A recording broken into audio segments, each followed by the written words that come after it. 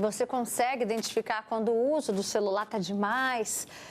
Vamos lá, vamos bater um papo sobre esse assunto. Aqui no nosso estúdio a gente recebe o Matheus, a Aline e também a Lívia. A Lívia é psicóloga, não vamos botar a Lívia nessa história não, né, Lívia? Deixa ela como fonte, como profissional, que se bobear, mais uma também, né? Obrigada, gente, boa tarde. Sejam bem-vindos, obrigada pela presença de vocês. Vamos lá, Matheus, você consegue identificar os dias que você está, assim, excessivamente no celular, você admite? Consigo e, assim, eu estava até a reportagem passando e eu pensando assim, nossa, seria um sonho eu conseguir desvincular hoje a minha vida, eu acho que a palavra é essa, conseguir desvincular a minha vida do telefone. Porque hoje, assim, eu paro para pensar, eu só não uso o telefone quando eu estou dormindo. Basicamente é isso. A gente passa mais da metade do tempo acordado, calculei que horas você vai dormir, né? Que horas você acorda, quanto tempo você fica ali ativo, mais da metade desse tempo a gente está na tela. Você já teve noção disso, Aline? Boa tarde para todos. Já tive. Inclusive, eu já tinha até compartilhado, assim, não me lembro se foi com a Lívia, que eu fiquei um tempo que eu percebi que eu estava muito tempo no celular, né, numa época, assim, e aí eu falei, não, eu vou ter que ficar. Aí eu percebi que o que mais me tomava meu tempo era o Instagram. E aí eu resolvi desativar de vez, assim, fiquei 3 meses sem. Como é que foi essa experiência? Instagram. Cara, no início, literalmente, a gente pensa que não, mas a gente meio que fica em abstência, assim. Eu ficava agoniada, daqui a pouco não, deixa. Aí quando eu via, eu tava abrindo um Instagram, assim, que primeiramente eu não queria nem. Eu não ia nem mexer, assim, deixei lá. Mas depois eu falei assim, não, eu vou ter que desativar mesmo. Aí daqui a pouco eu lembrava, não, eu não vou olhar. Mas eu consegui, nesse tempo, claro que para as pessoas. A maioria das pessoas conseguem, assim, eu consegui voltar a estudar, terminei minha pós-graduação, me dediquei mais a mim, voltei a fazer a terapia, que eu estava muito ansiosa, isso não estava me fazendo bem, então eu percebi. E aí, depois do início, assim, era normal. É o que a moça na reportagem falou, que ela passa horas aqui, depois ela vê, ela não lembra nem de um post, talvez com uma mensagem construtiva que ela leu, porque não memoriza. Aí a gente se pergunta, Lívia, por que mesmo tendo a ciência do mal que a gente está fazendo para nós, às vezes está aqui e a gente fala assim, preciso pegar para ver. Aí você vê, você já pegou, você já está ali, mesmo sabendo que isso te faz mal. Por quê? Eu acho que, primeiro, a nossa vida social também está se resumindo ao trabalho, né? Os contatos sociais, para além daqueles contatos profissionais, da necessidade de conversar com um cliente, de fechar um negócio, né? A gente está resumindo as redes sociais à vida social. Aí o comprometimento começa a ficar um pouco mais grave. Não diz respeito só ao tempo, Roberta, diz respeito também à função disso na sua vida, né?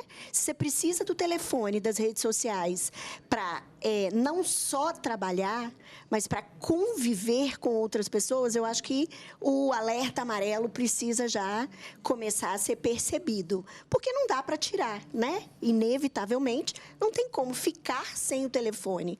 Mas a gente tá sempre atento a qual a função que eu tô dando a ele na minha vida, especialmente na minha vida social, né? Matheus, no que o celular te atrapalha? O celular me atrapalha, principalmente na minha percepção de tempo. Como a doutora falou, eu uso hoje o telefone também para trabalhar e eu acho que trazer esse mundo virtual para dentro do trabalho facilita muito, a gente não pode negar isso, traz uma facilidade tanto para fechar negócios, tanto para expandir negócios. Só que o que eu percebo é que, vinculado a isso, eu vinculei todas as minhas outras partes da vida. Então, você acaba que, socialmente, você conversa com um amigo virtual, e aí você, presencialmente, cara, eu percebi isso em pouco tempo. A gente perdeu, eu acho que com a internet e telefone, a capacidade de criar assuntos. Isso é muito complicado, porque às vezes eu me peguei numa situação com uma pessoa muito querida, que não tinha mais assunto, e eu não tinha mais como criar o assunto. E aí, do nada, a gente se viu as duas pessoas usando o telefone por uns 10, 15 minutos. E aí, quando eu percebi, falei, caraca. Aí eu puxei um assunto da internet para conseguir voltar. Será que essa falta do olho no olho na vida real, quando a gente está aqui, você flui bem, e quando você está presencial, então a gente acaba destreinando isso? Pode acontecer, Lívia? Com certeza. Existem muitos fenômenos, né, assim, de rede social que já mostram isso, que a rede social, a mídia, ela encoraja o sujeito de uma forma que presencialmente talvez ele não fale o que ele tenha coragem Por isso, de falar. tanta destilação de ódio, né, na rede social. Exatamente. Por uma fantasia de que o sujeito não é ele quando está ali, né? O que não é verdade. Quem tem a capacidade de fazer algumas coisas na rede social está fazendo porque tem a capacidade de fazê-lo, né? Então, isso serve para os dois lados. Se eu tenho a habilidade de fazer amigos, de conversar sobre vários assuntos pela rede social, essa capacidade é minha, né? Eu preciso treiná-la também para desenvolvê-la presencialmente, na vida real, não só na vida das mídias sociais. Olha que ponto isso está impactando. Tem relatos aqui, boa tarde, Albertinha. Meu Deus, como as pessoas estão agarradas ao celular. Em um bate-papo, ninguém quase conversa, só olhando para o celular. Esses dias na festa com minha irmã, ela, o tempo todo o celular e o assunto, me mostrar o que estava acontecendo no celular. Pelo amor de Deus, ela falava, guarda esse celular e vamos conversar. E ela diz ainda, amo olho no olho.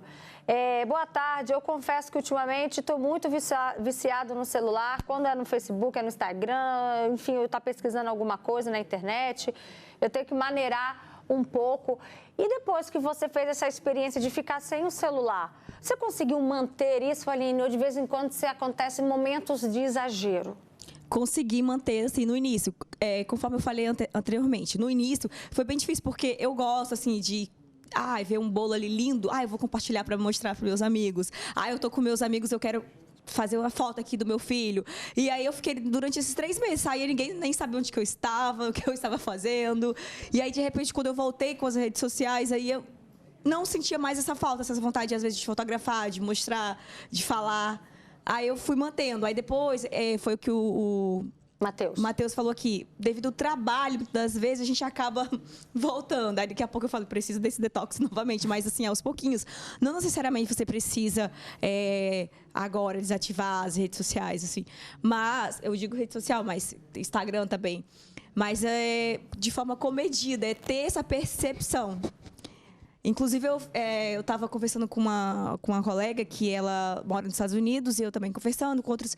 Lá, muitas das vezes, eles não usam, inclusive, o WhatsApp. Eu falei, gente, eles usam mensagem de texto. O Brasil está Aí eu fiquei pensando, meu Deus, que a minha vontade, às vezes, é desativar o WhatsApp. Que mais usa a rede social, pode acreditar. Rede social e o WhatsApp. Porque o WhatsApp rede social aqui no Brasil é muito forte. Aí eu desativei todas as notificações. Não chega notificação para mim. É alívio, porque quando chega notificação, quando eu já saí com colegas minhas que tem notificação, me dá agonia por mim mesmo, que eu vejo barulhinho. Tac, tac. Aí, automaticamente, a pessoa vai querer sentir curiosidade de querer saber o que é, quem falou, quem curtiu, quem tá falando comigo, será que é importante? Matheus, e você? Quais táticas você tem usado para diminuir? Então, eu sempre tento, é bizarro porque é literalmente um vício, né? Você vai ali pensando, cara, eu preciso largar. Aí você tenta, aí depois você recai, aí você tenta, você recai. Então, assim, o que hoje eu tenho feito? Tentado tirar a minha vida, desvincular parte da minha vida do telefone. Então, a agenda, já não uso mais agenda digital, só agenda de papel. Papelzinho e caneta mesmo, exatamente. Adoro. Caderno. Antigamente, meu bloco de nota era, qualquer coisa que eu tinha era bloco de nota. Hoje eu escrevo, voltei à prática de escrever, voltei à prática de trazer coisas minimamente, né? Mas isso vai ajudando. Ficha de academia? Ficha de academia ainda não. Mas aos poucos eu vou tentando fazer isso, para tentar desvincular a minha vida. Claro, como ela falou, não é 100%, mas eu acho que a sua sensibilidade, você entender como eu entendo, que eu participo mais da minha vida no telefone, já ajuda. E eu acho que um dia eu vou chegar e falar, consegui. Mas ainda não consegui, mas vou chegar lá. Esperamos, viu, gente, que esse debate leve uma reflexão para todos nós do quanto tempo a gente está desperdiçando. Mais da metade do tempo acordado, a gente está aqui, tem muita coisa errada que a gente precisa rever. Obrigada, Lívia, obrigada, Aline, obrigada, Matheus, tá?